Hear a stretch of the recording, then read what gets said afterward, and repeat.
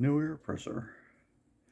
The one I had before was basically just the top part, so it didn't hold any value of air pressure, which was no good to spray large projects. So haven't sprayed my Titanic model yet, but here is the cheapest Amazon air compressor, well, second cheapest Airbrush air compressor on Amazon. And there's my airbrush, of course.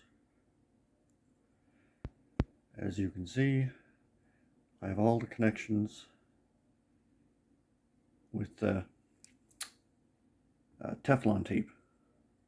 Maybe it's a bit of an overkill, but I'm not leaking any air. I currently have the airbrush set at around 30, so when I use the airbrush, it stays stable at 30. And let me just waste some air to give you an idea of how loud it is.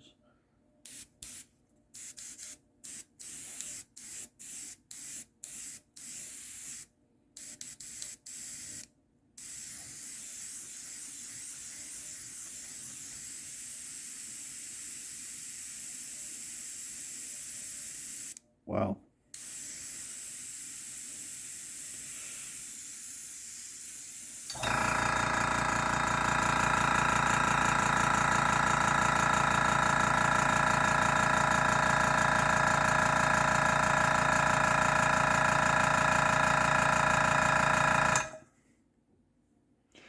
And just like that, the tank is filled up again.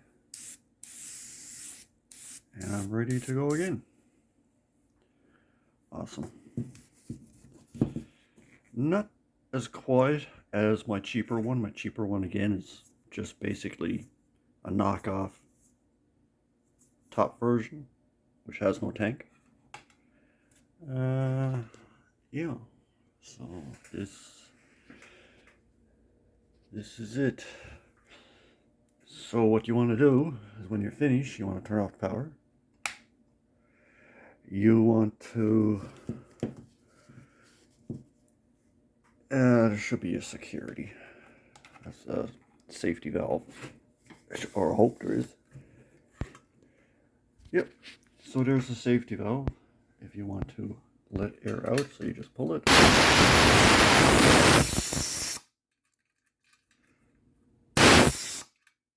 Alrighty, now I did that because every time you use an airbrush, so what you want to do with that screw there is, when you finish with the airbrush,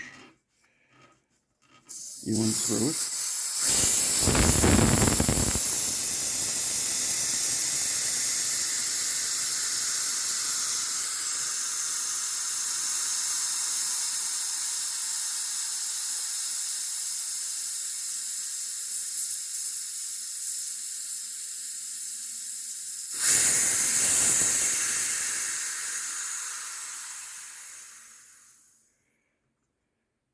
So what that does is, any moisture trapped in the tank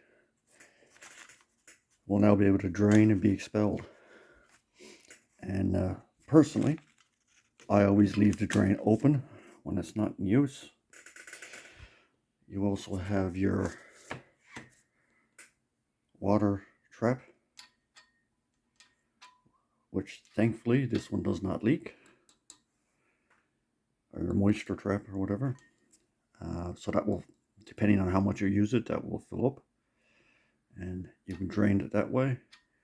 But again, I always drain the tank, because if not, these things rust out really quick, especially with these cheaper ones with the metal. And this one here happens to be of that variety. And yeah, this one does have the upgraded cooling fan. I'm not quite sure if my old one has the cooling fan or not. I think it might. But the interesting thing is that because these are all pretty much the same, I think if this compressor dies on me, I can actually take my old compressor and mount it on top of the tank. Isn't that awesome? So technically, if this goes and someone is selling a air compressor without a tank, if you got one of this brand name or similar to it, it should mount right up. And even if you have, say, a brand name one, well, all you'd have to do is make up a new fitting, or just use a bit of, just make a different fitting, and probably make a different mounting plate. Or if you want to get really ghetto, just leave it aside and have it connected that way. I wouldn't do that because I don't like the idea of all that pressure being on something that's flexible, but you get the idea.